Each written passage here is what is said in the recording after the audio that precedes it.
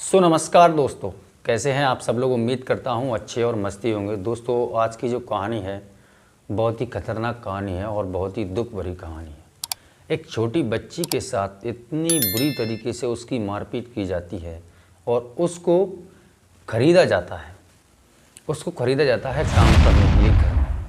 गाँव के गरीब लोग थे, उन्होंने अपनी बेटी को एक पैसे वाले लोग से कहा कि भाई हमारी बेटी को कहीं काम दिलवा दो, क्योंकि उसके घर में जो और बच्चे थे वो सारे बच्चे छोटे थे। तो वो कहता है कि मेरी बेटी को कहीं काम पर लगवा दीजिए, जिससे कुछ पैसे हमारे घर में आ सके और हमारे खाना पीना की व्यवस्था चलती रहे। दोस्तों, ये बहुत ही दुख भरी कहानी है। इस कहानी में मुझे तो दुख हुआ और इस कहानी में एक जो व्यक्ति है पड़ोसी, उसको बहुत ज़्यादा दुख हुआ और उसी ने इस कहानी का पर्दाफाश करवाया। तो नमस्कार, आज की इस कहानी को हम पूरी अंत तक देखेंगे और वीडियो को अंत तक ज़रूर देखना, क्योंकि इस कहानी में हम उसका पर्दाफाश करना चाहते हैं जिसने ये बेटी को काम पर लगाया था और जिसने घर पर रखा हुआ था। लेकिन कहते हैं, भगवान ने कहा है कि मारने वाले से बचाने वाला सबसे बड़ा होता है। तो चलिए आज की कहानी को जल्द ही शुरू करते हैं। दोस्तों, कहानी शुरू करने से पहले मेरी आप लोगों से एक रिक्वेस्ट है, वीडियो को लाइक कर देना, चैनल को सब्सक्राइब कर देना, ताकि मैं आप लोगों को हर रोज़ एक ऐसी ही वीडियो लाता रहूं। और ये वीडियो ज़्यादातर मैं आप लोगों को बता दूं, आपको सतर्क करने के लिए है, आपके बच्चों को, आपके परिवार के और अन्य आपके रिश्तेदार कोई जो भी हैं उनको सतर्क करने के लिए है, सावधान करने के लिए है। तो वीडियो को अंत तक ज़रूर देखिए। चलिए कहानी को करते हैं शुरू।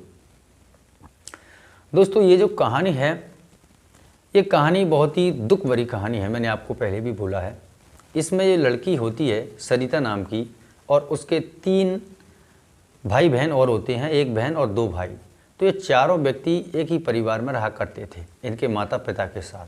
बहुत ही गरीब परिवार था और ये अपने गांव में भुट्टा लगाते थे और भुट्टा लगा करके रोड किनारे, अपने अभी रोड किनारे, वहाँ पर ये उनको बेच करके अपना जीवन यापन करते थे।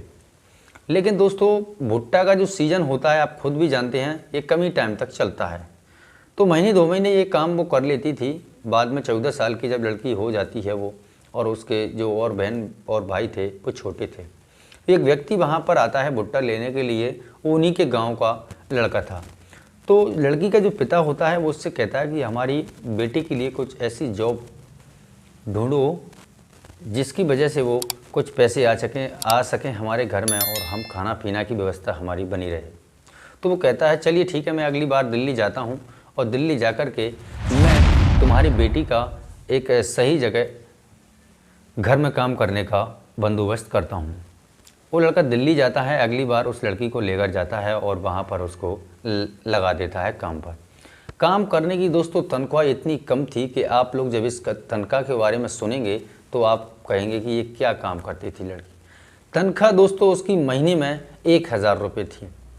दरअसल इस लड़के ने पहले ही 75,000 रुपये इसने लिए हुए थे और ये पैसे इतने लिए हुए थे कि ज़िंदगी भर तक काम करने के लिए इसको यहाँ पर रखा जाएगा। दरअसल ऐसा नहीं था, क्योंकि उसके घर वालों ने बोला था कि हमारी बेटी को जब हम लेकर आएंगे तब हम ले आएंगे, तब तक के लिए बेटी को काम अगर अच्छा लगता है तो ठीक है, और नहीं लगता है तो हम अपनी लड़की को वापस लेकर आएंगे। दोस्तों, करीब ये 1 महीने 2 महीने के लगभग चला। लड़की को ना ही वो फ़ोन करने देते थे घर पे और ना ही बात करने देते थे। बात यहाँ तक तो ठीक है, लेकिन लड़की को मारपीट करने की उनकी आदत बनने वाली थी। धीरे धीरे वो लड़की को कुछ अगर गिलास गिर जाता है, कांच टूट जाता है, या कोई बर्तन साफ़ नहीं होता है सही तरीके से, या कपड़े धोने में मिस्टेक हो जाती है। दोस्तों, गांव की लड़की थी और जो मार्केट का साफ़ सफाई का नज़रिया है वो कुछ अलग होता है। तो जो लड़की थी वो गांव की थी, उसको धीरे धीरे ही प्रैक्टिस करके सीखना और धीरे धीरे ही सब कुछ करना उसको बहुत ही मुश्किल लग रहा था, लेकिन वो धीरे धीरे बहुत अच्छी तरीके से कर रही थी। फिर भी वो लोग उसको बहुत बारीकी से मारते थे। आखिर क्यों मारते थे वो लोग?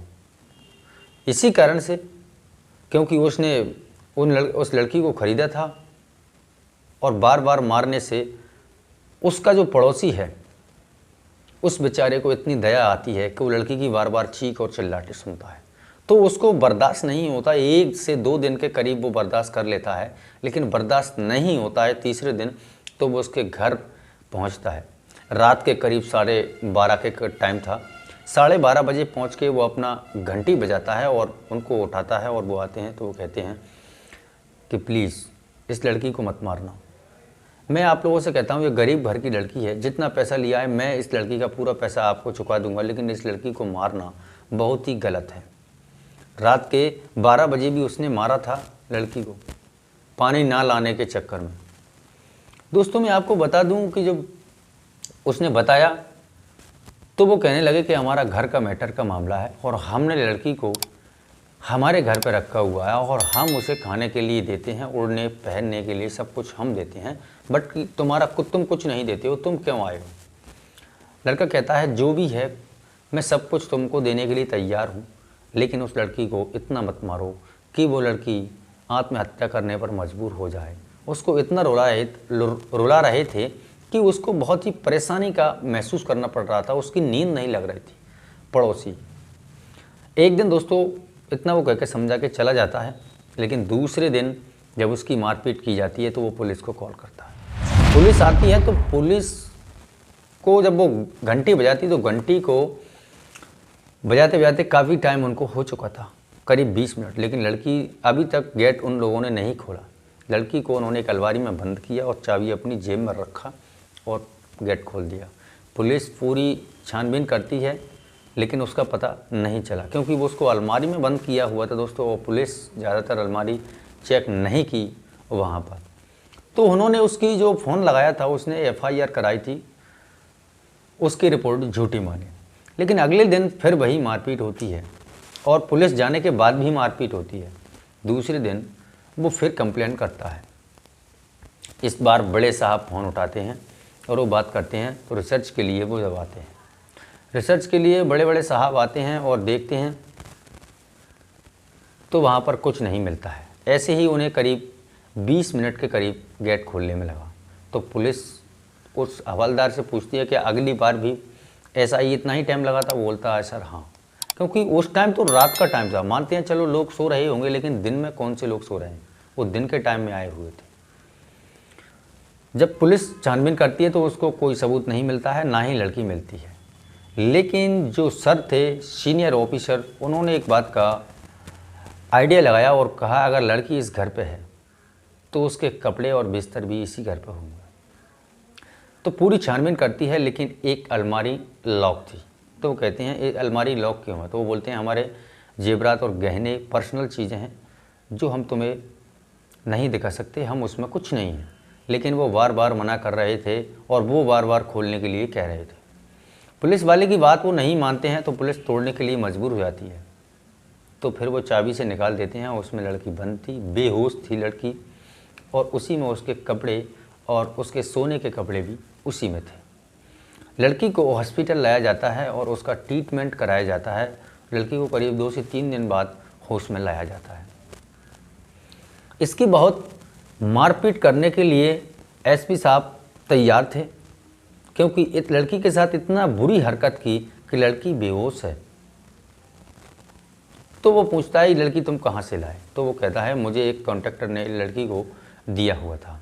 वो दरअसल लड़कियों को नौकर या घर में काम करने के लिए पहुंचाता है।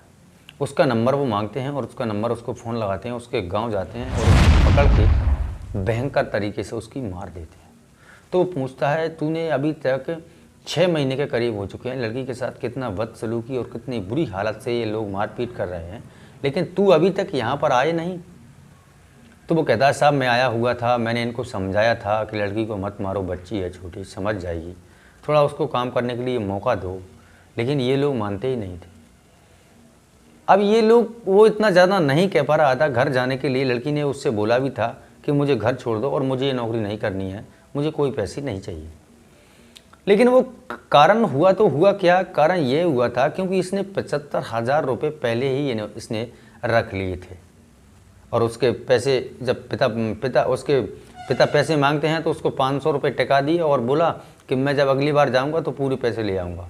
पिता को भी शक हुआ। पिता ने कहा ये 500 रुपये आपके पास रखो, मेरी बेटी को मेरे घर भेज दो, मैं अपनी बेटी को मिलना चाहता हूँ और उससे मेरा दिल उसके करीब उसकी यादें बहुत ज़्यादा मुझे परेशान कर रही हैं, मुझे उसके करीब जल्द ही लेकर चलो।